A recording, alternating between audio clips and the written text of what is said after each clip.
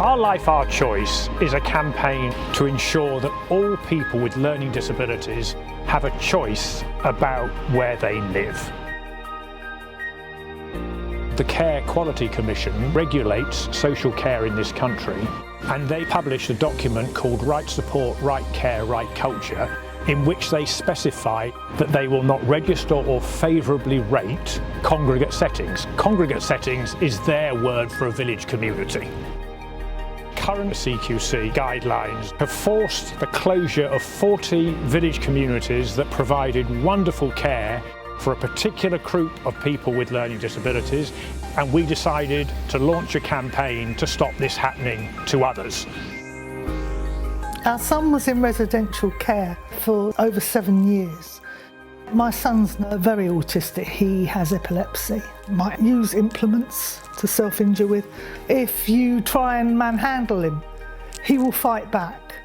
And we thought with this wide, expansive setting, it had the best chance of working.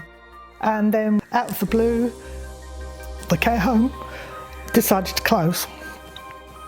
Just turned everything upside down. It's all rubbish because there weren't any choices. Us and all the other families went on a frantic search for alternative placement. Nobody wanted him. The thing that really keeps us awake at night is the future. We have lived for 8 years with the fear that he will become so distressed that he will come in the attention of the emergency services, whereby they can be locked up like criminals, but there's nowhere to transfer them to. In their guidelines, the Care Quality Commission specifies that people with learning disabilities should only live in towns and cities with no more than 6 people living in a house. But we are talking about people with severe learning disabilities for whom that is not going to give them the best quality of life.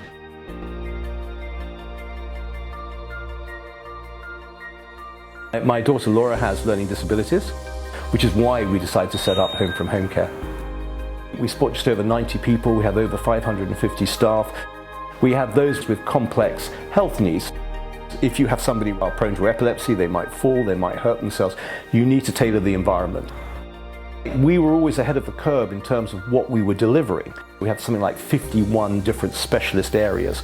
And then CQC came along and we were what they regarded as congregate settings, which then meant that one of our homes that we were just opening, they said they weren't going to register it. Disaster.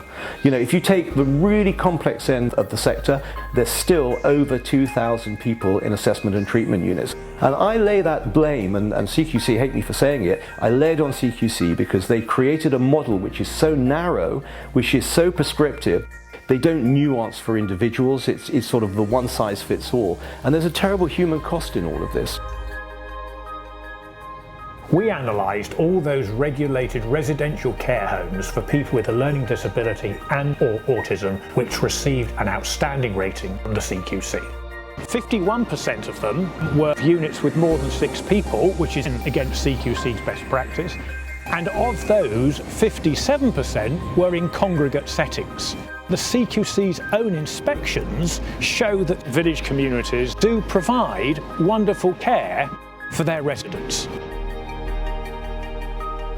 This is Robin, my brother Robin, and Robin lived here since Furlong Close opened.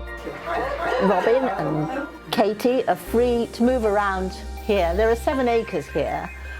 Each bungalow has a little garden behind. He can go next door, he can go and visit a friend in another bungalow.